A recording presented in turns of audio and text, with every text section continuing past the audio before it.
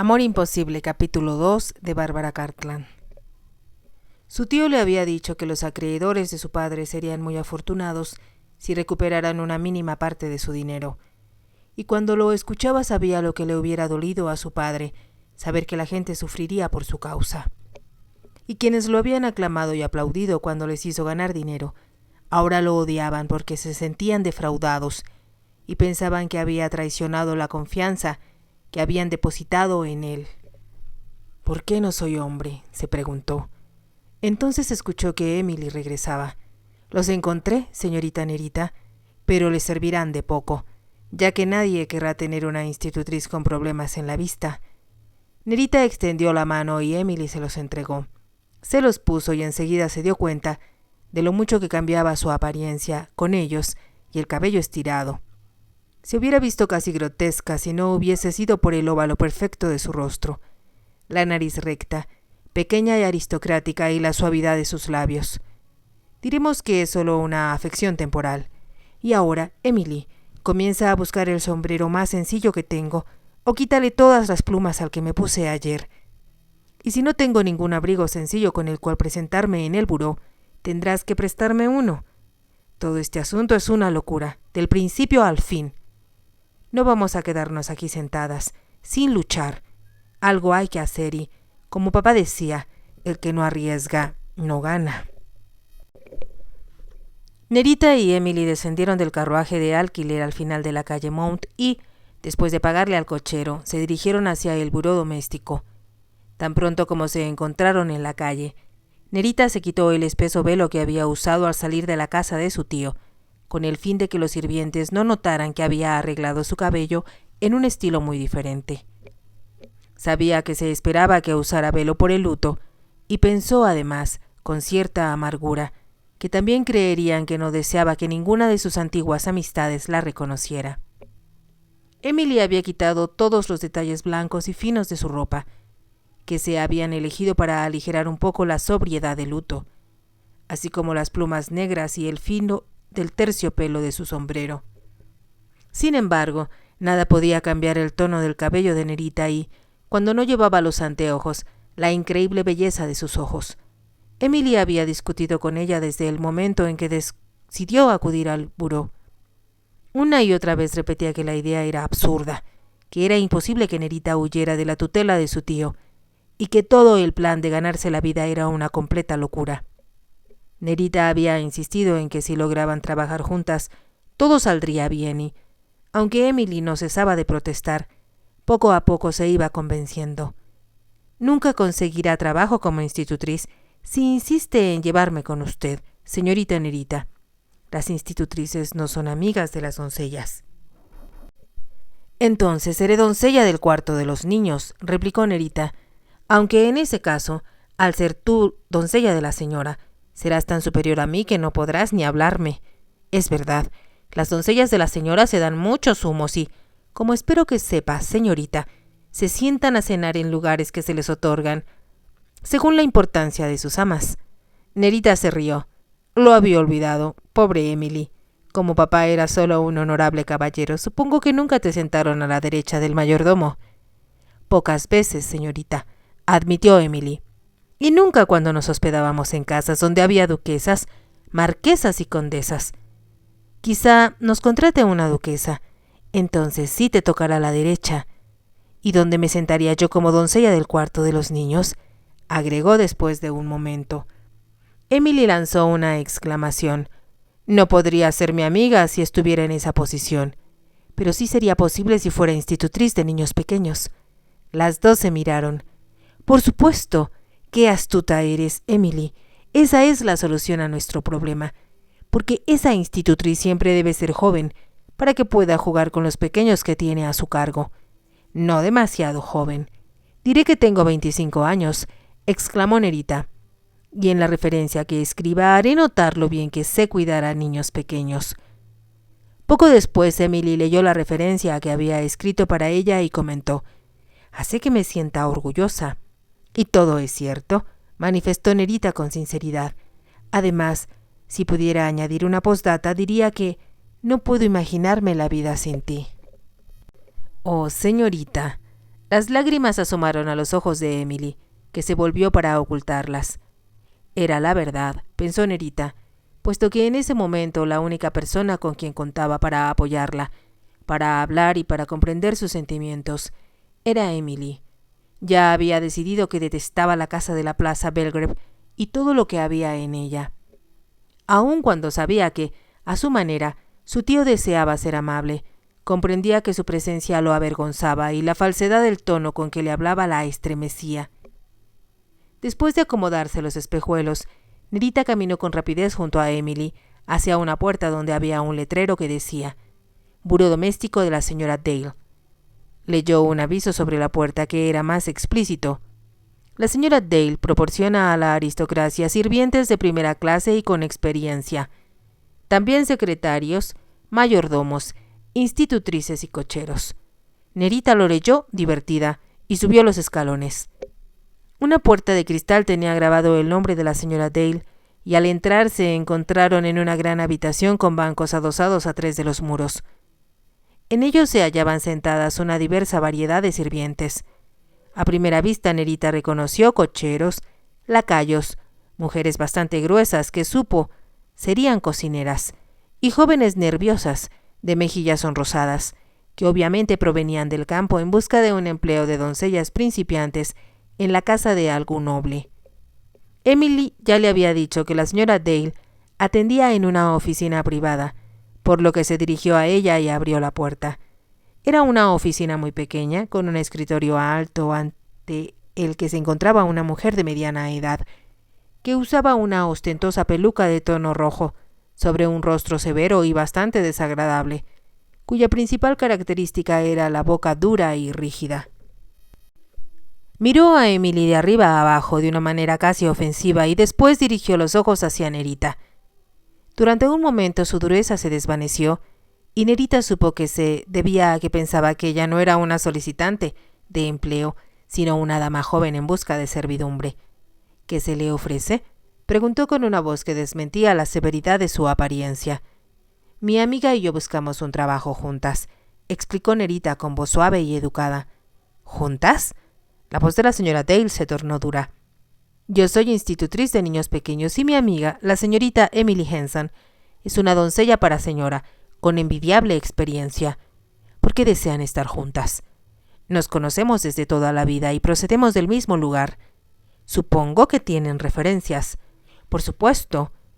Sacó la que ella misma había escrito en nombre de la condesa de Santa Marco y la colocó frente a la señora Dale.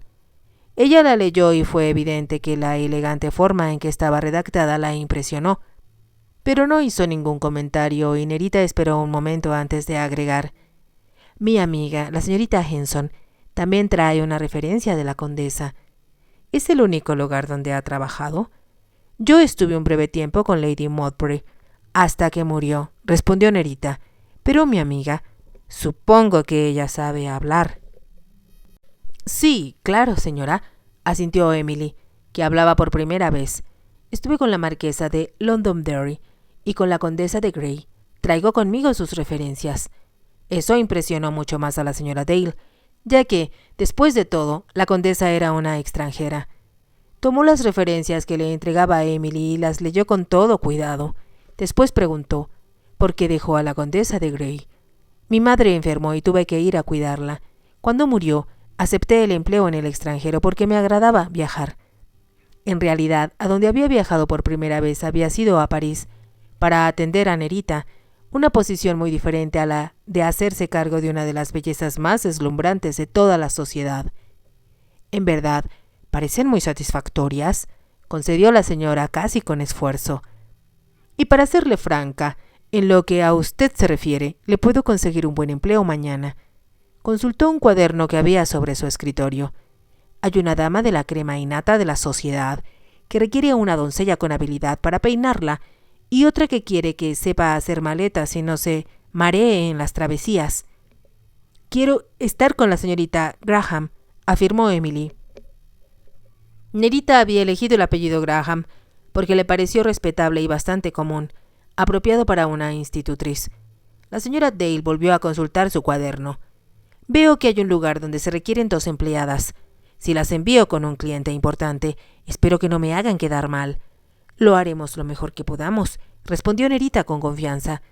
A usted le irá muy bien, señorita Graham, ya que necesitan una institutriz para un niño pequeño, de 6 años, pero en lo que se refiere a su amiga, no creo que le convenga. ¿Por qué?, preguntó Nerita. El puesto es de doncella para huéspedas que no llevan la propia.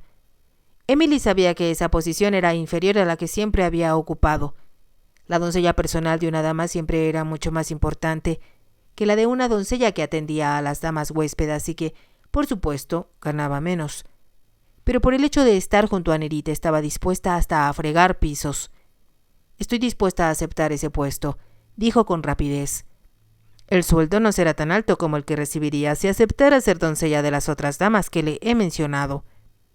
La señora Dale la observó y pensó que era una lástima que quisiera continuar al lado de la joven institutriz, quien con toda seguridad sería despedida en cuanto el niño comenzara a ir a la escuela.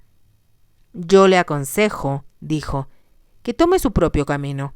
La amistad puede ser una restricción y ambas sufrirán, en especial usted». «Gracias, señora, pero yo prefiero permanecer junto a la señorita Graham». «Como quiera». Era evidente que a la señora Dale le molestaba que no aceptaran su consejo. «Puedo arreglar que ambas salgan el jueves en el tren de las 9:30 de la mañana hacia la casa del marqués de Wychbold». La señora Dale hizo una pausa como para darles tiempo para que se impresionaran por el título y luego añadió: «El parque Wych es una de las casas más grandes e importantes de Inglaterra. Les escribiré la dirección y avisaré al contador de su señoría, el mayor Marriott, para que las recojan en la estación». Escribía mientras hablaba, y Nerita volvió la cabeza hacia Emily. Observó que ésta, con insistencia, que le hacía señas negativas. Nerita comprendió que no deseaba ir al parque Wych, pero ella no tenía intenciones de perder esa oportunidad. Estaba segura de que la señora Dale tenía razón al decir que era difícil encontrarles empleo juntas. «Supongo que tienen dinero para el pasaje. El mayor Marriott se los reembolsará y las entrevistará a su llegada. Si no le parecen satisfactorias, pagará su regreso a Londres». Entregó a Nerita una tarjeta donde había escrito la dirección y su referencia. Entonces preguntó: «¿Tiene que usar anteojos, señorita Graham?» «Solo durante un breve tiempo. Creo que asustarán al pequeño y, lo que es más, quítese la ropa negra. A pocos niños les gusta». «Comprendo. Me alegro. Espero que sean satisfactorias», dijo la señora en tono de duda. «De lo contrario, me será difícil conseguirles un trabajo juntas». «Sí, lo sabemos. Gracias», contestó Nerita. Al abrir la puerta escuchó que la señora Dale le decía a Emily: «Siempre me será posible encontrarle un buen empleo, así que si éste no la satisface, venga a verme durante su día libre». «Gracias, señora», contestó Emily. Siguió a Nerita y ambas caminaron con rapidez a través de la habitación, donde ya había un mayor número de sirvientes esperando. Al llegar a la escalera se cruzaron con una dama que evidentemente iba en busca de sirvientes. Vestida de seda, con una capa ribeteada de piel, dejó atrás de sí una estela de aroma parisiense. En cuanto comenzaron a caminar por la calle, Emily dijo: «Escúcheme, señorita Nerita, no iremos al parque Wych. Ya vio que le hacía señas para que no aceptara». «¿Era eso o nada? ¿Qué tiene de malo el parque Wych? El marqués, y además no es el tipo de casa en la que usted deba hospedarse». «No voy a hospedarme, Emily. Voy a trabajar, que es muy diferente». «Eso es aún peor. ¿Por qué? He oído hablar más que suficiente del marqués. Cuando estuve con la condesa de Grey, ella trataba de engatusarlo, y lo logró». Con frecuencia, Nerita había oído a Emily hablar de la condesa de Grey. Era una de las grandes bellezas de Londres, y su fotografía aparecía en todas las revistas femeninas, en tanto que su retrato, pintado por una serie de artistas famosos, aparecía año tras año en la Academia Real. «¿Quién es la mujer más bella que has conocido?», le había preguntado una vez a su padre. La respuesta es difícil, porque hay diferentes tipos de belleza. Lo pensó unos minutos, como solía hacer cuando respondía a una pregunta de su hija. «Supongo que Lily Langtry fue una de las más bellas cuando se presentó por primera vez en Londres. Y Millais la pintó con un vestido negro». «He oído hablar de ese cuadro», exclamó Nerita. Su padre había sonreído. ¿Y quién más?, insistió Nerita.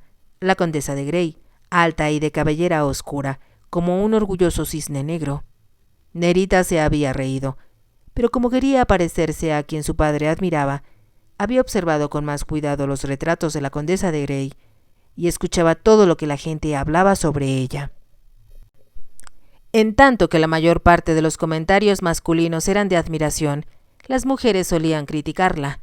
Nerita no era ninguna tonta y comprendía que muchas de las cosas que se decían de la condesa hacían que las voces se convirtieran en murmullos.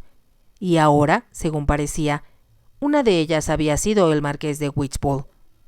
Sabía que la condesa de Grey, como la mayoría de las mujeres de la sociedad, había tenido innumerables aventuras amorosas. Emily le había contado lo entusiasmada que había estado con el honorable Harry Cust, el hermano menor de Lord Brownlow.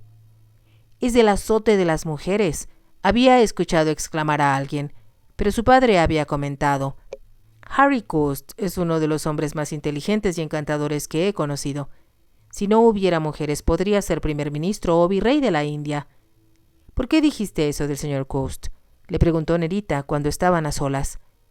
«Porque es un hombre brillante que desperdicia su vida cortejando a numerosas criaturas hermosas, pero que juntas no reúnen siquiera un mínimo de inteligencia». Todas esas historias fascinaban a Nerita. Una de las razones por las que deseaba volver a Londres para la temporada social era la de conocer a los hombres y mujeres de quienes todos hablaban como si fueran dioses y diosas, muy diferentes a los simples mortales. Ahora pensó con desaliento que todo cuanto podría conocer sobre esos seres superiores sería lo que le contara a Emily. A medida que caminaban intentó saber más sobre el marqués de Witchbowl. «Escúcheme, señorita, y cuando termine volveremos y le pediremos a esa señora que nos busque empleo en otro lugar. Sabes tan bien como yo que no hay otra posibilidad. ¿Qué pasa con el marqués?» «No digo que él tenga nada de malo, señorita. Lo que pasa es que no es correcto que usted vaya a una casa donde no hay señora. ¿Qué edad tiene el marqués?» «No lo sé bien. Quizá 30 años, o tal vez menos». «¿Y por qué no se ha casado?» «Está casado». Nerita se detuvo, sorprendida.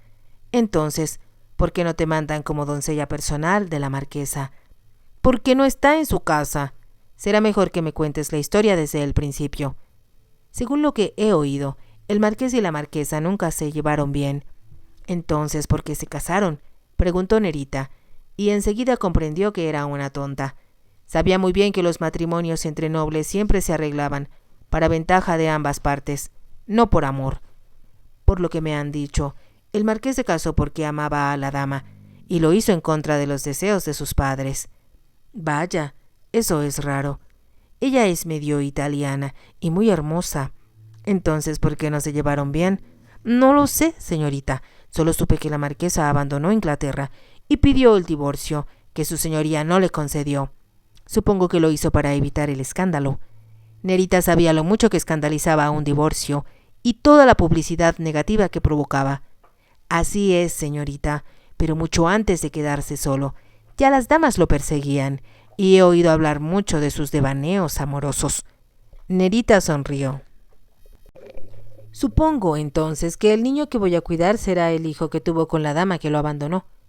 «Yo también lo creo así. Sé que todo sucedió hace alrededor de 6 años, pero él ya tenía aventuras desde antes». «Podría ser reprobable», pensó Nerita, pero por lo que ella sabía del mundo social, no tenía nada de extraño. El príncipe de Gales había dado el ejemplo de infidelidad que seguían todos los que formaban su círculo. Nerita recordó que su padre se reía con frecuencia de la forma en que la sociedad había cambiado desde el pomposo puritanismo de Victoria y Alberto hacia el promiscuo comportamiento de quienes frecuentaban la casa Marlborough para divertir a su hijo. Aunque se hubiera considerado impropio y fuera de lo común que una jovencita se enterara de lo que sucedía en los salones a los que asistía el príncipe, Nerita pasaba tanto tiempo con sus padres y después sola con su padre, que era una excepción. Y no solo en Inglaterra se hablaba del príncipe de Gales y de sus amigos. En París, donde Sir Ralph Dunbar daba grandes recepciones, se murmuraba sobre el romance que el marqués de Hartington, heredero al ducado de Devonshire y amigo del príncipe, había sostenido con la duquesa de Manchester, y no solo a París, sino hasta a Roma, había llegado el relato del drama de Lord Charles Beresford, uno de los más íntimos amigos del príncipe. Cuando estaba locamente enamorado de Lady Brooke, recibió una carta en la que ella lo acusaba de infidelidad debido a que su esposa estaba embarazada. Desafortunadamente, Lady Beresford abrió la carta y provocó un escándalo en el que hasta el príncipe fue incluido. Y había más de media docena de hombres, todos amigos del príncipe y pertenecientes a familias nobles, que siempre se hallaban envueltos en aventuras amorosas. Constituían el tema de conversación en todos los salones donde se reunían hombres o mujeres. Nerita comprendía el temor de Emily ante la posibilidad de que ella se relacionara con ese tipo de hombres, pero ella no tenía miedo. Como se lo había preguntado a su padre, sabía desde tiempo atrás que las aventuras amorosas eran para las mujeres mayores, no para las jovencitas. Se considera de lo más incorrecto, le había explicado él, que un caballero intente seducir a una jovencita soltera. Tampoco se considera de buen gusto cortejar a una mujer casada, hasta que le haya dado a su marido varios hijos que lleven su nombre y hereden sus propiedades. Y a la gente no le importa que su esposo o esposa sean infieles. Supongo que algunos sufren, y, con frecuencia, los hombres sienten herido su amor propio, pero es algo así como un juego, que se realiza de acuerdo con reglas estrictas, la primera de las cuales es que no debe surgir ningún escándalo. Ni divorcio, agregó Nerita. Por supuesto, el divorcio constituye la mayor humillación, no solo para las partes afectadas, sino también para sus familias, sus parientes y toda la sociedad. Hablaba con mucha firmeza y luego añadió: el problema con los hombres y mujeres de mi generación, Nerita, es que no tienen mucho que hacer. Los hombres cazan, pescan y juegan a los naipes, pero usan poco su cerebro, lo que siempre es un error. Y esa es la razón de que el príncipe de Gales, comenzó a preguntar Nerita. Es abominable la forma en que su madre trata al príncipe, la interrumpió su padre. No le da ninguna responsabilidad y ni siquiera le permiten el acceso a los asuntos de Estado. Es un ultraje, así que tiene que llenar el vacío de su vida con distracción y, por lo general, eso significa mujeres y juego. Su padre había sonreído al agregar: no debería hablar así contigo, eres demasiado joven, pero siento que posees una inteligencia de la que carece la mayoría de las mujeres que te doblan en edad. Gracias, papá. Trato de comprender, pero cuando me case espero no tener tiempo para amoríos, porque llenaré mi vida de intereses constructivos. Esa es la actitud correcta, mi amor, y rezaré porque tu deseo se convierta en realidad. Pero el amor es algo que lo atrapa a uno cuando menos se espera, y hasta los más experimentados calaveras algunas veces tropiezan con él. Cuando me case quiero estar muy enamorada, y para siempre. Espero que así suceda, y como eres bonita e inteligente, no veo razón alguna para que no lo logres. Pero ella tenía la sensación, a pesar de la confianza con que lo oía hablar, de que en su interior él pensaba que era poco probable que encontrara el amor que buscaba. Se debía, se dijo, a que él vivía en un mundo donde el amor tenía un significado muy diferente al que ella le daba. La intriga, la infidelidad, los encuentros clandestinos, a Nerita le parecían despreciables. Y, sin embargo, se preguntó si todo el mundo lo hacía. No pedía lo imposible al desear algo completamente diferente. En París todos hablaban del amor, pero ¿de qué tipo de amor? Nada que fuera ni remotamente semejante a lo que ella soñaba. En Roma los jóvenes nobles italianos, con los ojos plenos de emoción, con los labios sensuales pronunciando poéticos halagos, convertían el amor en algo común y corriente. Pero no era eso lo que Nerita deseaba. Y a veces pensaba que le pedía al destino que le entregara la luna y las estrellas, y que quizá era inevitable que tuviera que conformarse con mucho menos. Ahora se dirigió hacia Emily. No vale la pena que protestes porque vamos a trabajar para el marqués de Witchbold. Lo intentaremos y, si resulta un fracaso, regresaremos y diremos que lo sentimos, pero nos equivocamos. ¿Y qué dirá su tío? Ni la mitad de lo que dirá mi tía. Es verdad, pero si su padre viviera estaría de acuerdo conmigo con que el Parque Witch no es un lugar adecuado para usted. Si papá viviera estaríamos con él. repuso Nerita con voz entrecortada, y nada de esto sucedería. Se quitó los anteojos y los guardó en su bolso. Detesto fingir, detesto los subterfugios y detesto no ser yo misma. Pero ¿qué otra alternativa me queda? Se dirigieron a pie hasta la Plaza Belgrave, porque Nerita pensó que tal vez el aire frío de octubre le aclararía la mente. Cuando llegaron a la casa y subió a su dormitorio, todo seguía pareciéndole irreal. Con seguridad despertaría y descubriría que no había sido más que una pesadilla, que su padre estaría vivo y vivirían felices como antes. Fue Emily quien la volvió a la realidad. Si nos vamos el jueves, ¿qué se llevará? Solo lo indispensable, contestó Nerita, mis vestidos más sencillos, ya que por fortuna la señora Dale dijo que no debo continuar de luto. ¿No es una falta de respeto a su padre?, preguntó escandalizada Emily. A papá no le importaría. Detestaba a la gente que se vestía de luto. Una vez me dijo que la muerte no importaba, sino que era la vida la que contaba. Su voz se quebró al pronunciar las últimas palabras y añadió: y es la vida la que se me hace tan difícil, la vida sin él. Las lágrimas inundaron sus ojos, y Emily se apresuró a observar: está cansada, le traeré una taza de té, también a mí me vendría bien una. Salió de la habitación y Nerita se cubrió el rostro con las manos, intentando no llorar. ¿Qué sentido tenía? Lo único que lograría sería un dolor de cabeza, y todas las lágrimas del mundo no le devolverían la vida a su padre, ni a ella el consuelo de saber que estaba bajo su cuidado. Se preguntó si él sabría lo que hacía y, en ese caso, si lo aprobaría o no. Sabía que hubiera comprendido lo que significaría para ella vivir con sus tíos, y lo miserable que sería. No podría tener amistades propias, y debería ocultarse de las de ellos. Al menos será una experiencia nueva, papá, le dijo con sus pensamientos. Y tú siempre dijiste que la experiencia es muy importante para que uno se desarrolle. Era casi irrisorio pensar que ella, que iba a convertirse en una de las más ricas herederas de Inglaterra, ahora tuviera que aceptar el empleo de institutriz. Sin embargo, conservaría a Emily a su lado y, si podía obligarse a reír ante todo lo que sucediera, quizá podría convertirlo en una experiencia importante para enriquecer su personalidad. Siempre tendremos la posibilidad de volver, pensó para darse confianza. Se repetía las mismas palabras cuando salieron de la casa el jueves por la mañana, antes que su tía se levantara. Emily le había dicho a los demás sirvientes que había encontrado empleo en otro lugar y pidió a un lacayo que le consiguiera un carruaje de alquiler. Él se había mostrado sorprendido al ver el numeroso equipaje que se había bajado al pie de la escalinata de la calle. ¿Son todas suyas?, preguntó. ¿Qué lleva en ellas? Las joyas de la corona, se burló. Es todo lo que poseo en el mundo, respondió Emily. En ese momento apareció Nerita. Estaba despierta, querida Emily, y quise bajar para acompañarte.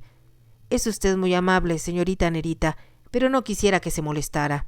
No hay nada más deprimente para alguien que partir en un tren sin que nadie lo despida, comentó Nerita mientras subía a su lado en el carruaje, y el lacayo le indicaba al cochero que las llevara a la estación de trenes de Paddington. En cuanto se alejaron un poco, Nerita se quitó el velo negro que le cubría el rostro y el abrigo del mismo color que llevaba sobre su vestido de viaje azul.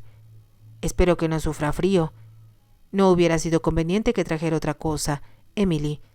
Aun cuando no hay señor en la casa, hay un hombre que podría desconfiar de que usara piel.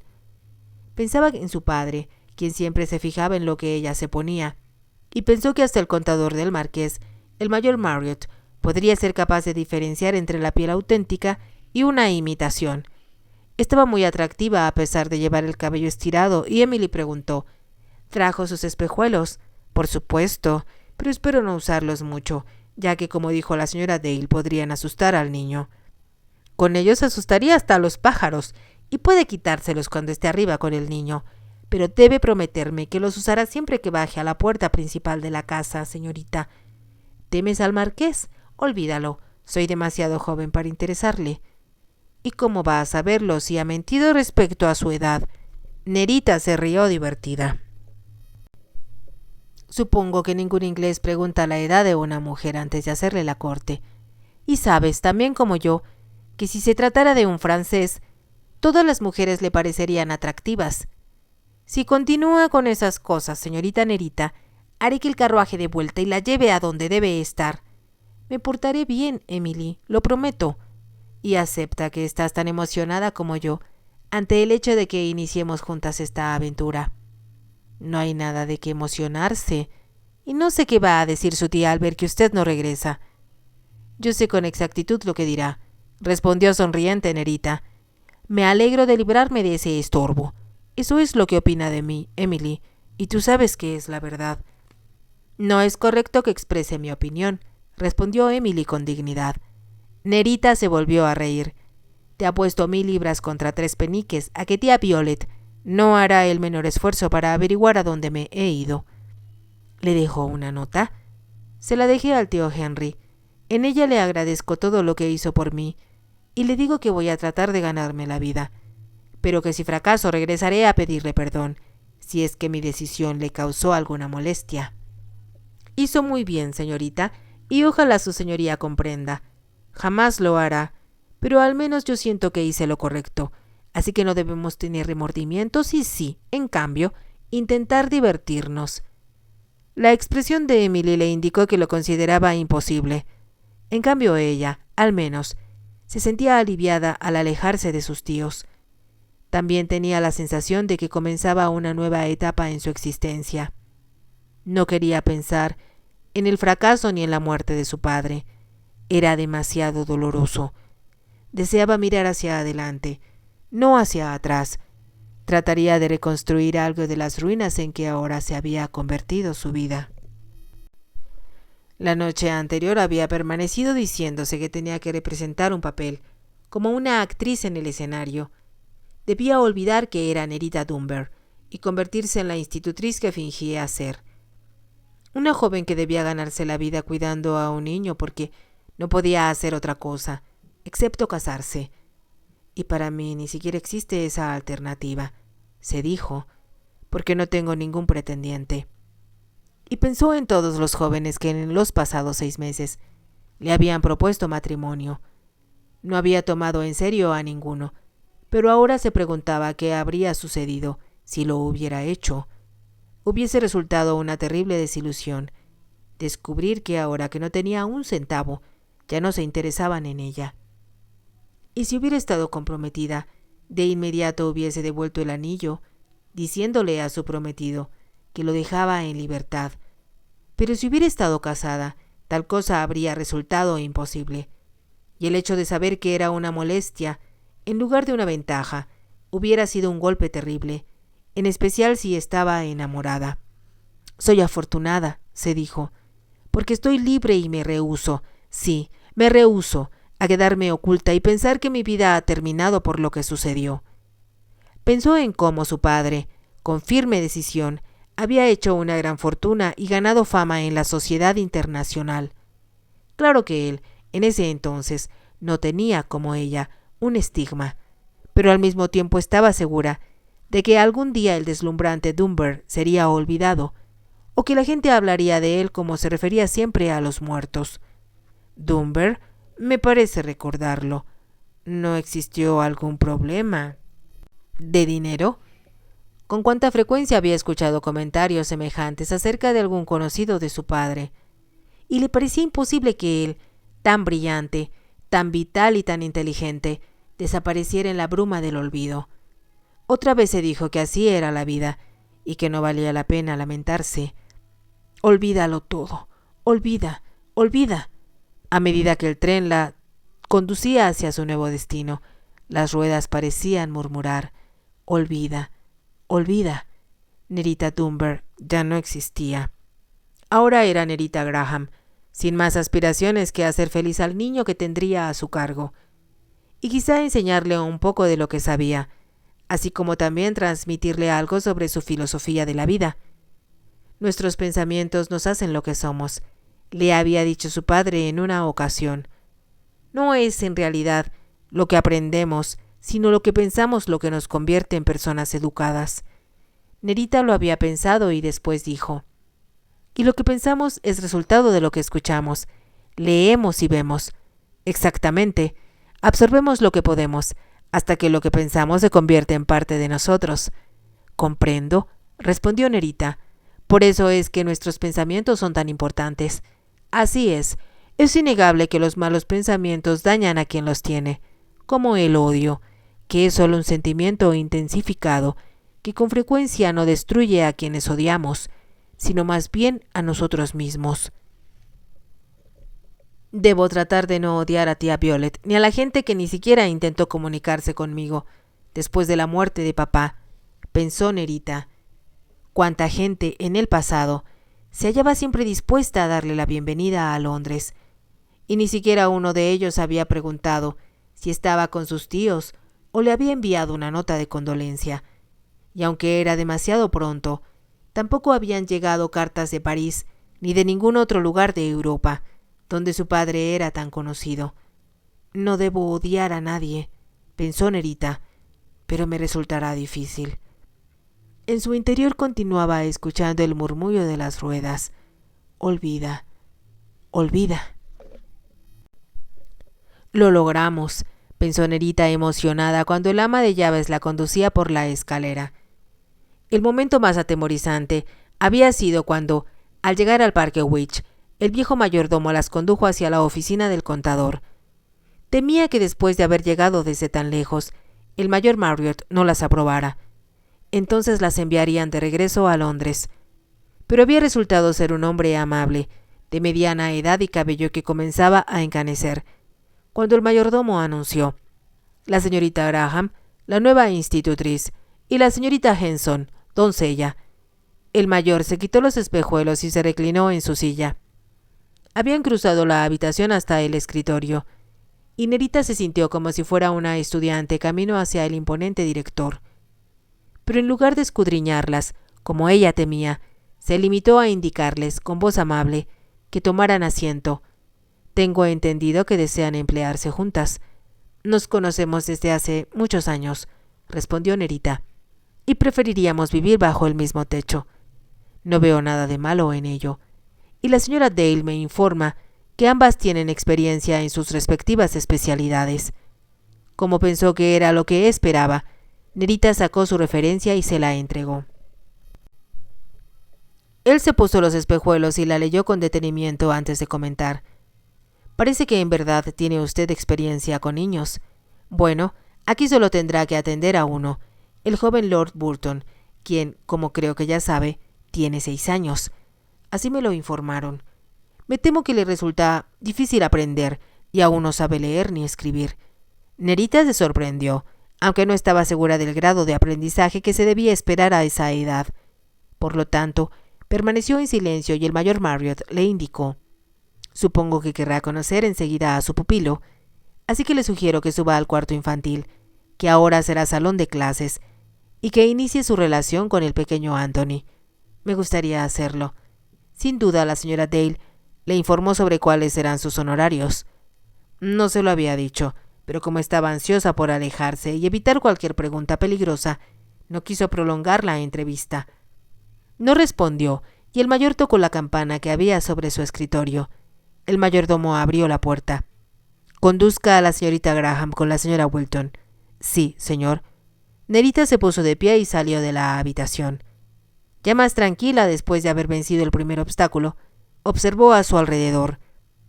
Antes de salir de Inglaterra se había hospedado, junto con su padre, en muchas mansiones enormes e importantes. La había llevado a Chatsworth como huéspedes del duque y la duquesa de Devonshire, a Woburn, donde vivía el duque de Bedford, y a Buckley, que le había parecido tan fantástica que pensó que ninguna casa podía asemejársele. Pero una sola mirada al Parque Wych le bastó para darse cuenta de que era superior a todas ellas. Desde el camino casi perdió el aliento al ver sus torres, techos, torreones y chimeneas recortadas contra el cielo. A medida que se acercaron más al edificio de piedra gris, de proporciones perfectas y largas ventanas relumbrantes, pudo admirarlo y añoró, con una intensidad que le resultó casi una agonía, que su padre estuviera a su lado. él hubiera podido describir mejor que ella a qué período pertenecía, así como los grandes murales del vestíbulo y los cuadros que colgaban en las paredes de la escalinata de barandal tallado y que, con seguridad, eran de pintores famosos. Sin embargo, no tenía tiempo de fijarse en todo, ya que al pie de la escalera la esperaba el ama de llaves, y Nerita, por su larga experiencia, comprendió que era el tipo perfecto de mujer para hacerse cargo de una mansión tan soberbia. Una larga cadena de plata colgaba de su cintura y su rostro, aunque serio y digno, era amable, así como el gesto con que le tendió la mano. «Bienvenida al Parque Wych, señorita Graham. Espero que sea muy feliz con nosotros». «Gracias», contestó Nerita. «El mayor Marriott me ha pedido que la conduzca hacia el salón infantil. Espero que le haya explicado que el señorito tenía una nana, pero ella murió hace 3 meses. Debe extrañarla mucho». La nana era bastante vieja y se había vuelto muy remilgosa, así que su lugar lo tomó una joven institutriz, pero nos dejó porque se casaba. Subían la escalera que conducía al 3er piso y, al llegar a lo alto, Nerita se quitó los espejuelos y los guardó en el bolso. Estaba segura de que era importante causarle una buena impresión al niño. «El señorito es un niño adorable y todos lo amamos», le explicó la señora Wilton. «Pero no necesito decirle, señorita Graham, que un niño a cualquier edad necesita una madre. Sí, por supuesto. Encontrará que las cosas no siempre son fáciles con el pequeño, pero no quiero hablar demasiado. Pronto descubrirá por sí misma cuál es la situación». Nerita la escuchaba atenta y, como si de pronto la señora Wilton se diera cuenta de que se había quitado los espejuelos, exclamó: «Espero que no lo tome como algo personal, señorita Graham, pero me parece demasiado joven para ganarse la vida. Soy mayor de lo que parezco. Me vi obligada a tomar un empleo y como me gustan los niños y me llevo bien con ellos, elegí ser institutriz. Puede acudir a mí ante cualquier dificultad. Haré todo lo posible por ayudarla». El tono con que hablaba le hizo sospechar a Nerita que no solo se refería a dificultades con el niño, sino también de otro tipo. Como si pensara que ya había hablado demasiado, la señora Wilton cruzó el pasillo y abrió una puerta. Daba a una habitación grande y, a la primera mirada, Nerita recordó la que había tenido cuando era niña y sintió el dolor de la nostalgia. Sentado en el piso, un niño más pequeño de lo que esperaba, vestido con una batita blanca y gorra, hacía un castillo con cubos de madera, acompañado por una joven doncella. La joven se puso de pie en cuanto las vio entrar y, después de un momento, el pequeño, que estaba absorto en su construcción, volvió la cabeza. Lanzó una exclamación de alegría, corrió hacia la señora Wilton y escondió su rostro en el blanco delantal. «Hice un castillo, un gran castillo. Ven a verlo, Willy». «Me gustará verlo, amo Anthony, pero traigo a una señorita que quiere conocerlo». El niño levantó el rostro, sorprendido, y Nerita le tendió la mano. «Por favor, muéstrame tu castillo. Siempre he deseado vivir en uno». Él la observó un momento, con la cabeza ladeada. Era de delicada complexión, grandes ojos oscuros y cabello negro. No existía duda, pensó Nerita, de que debía parecerse a su madre, porque tenía un aire extranjero que le parecía poco inglés.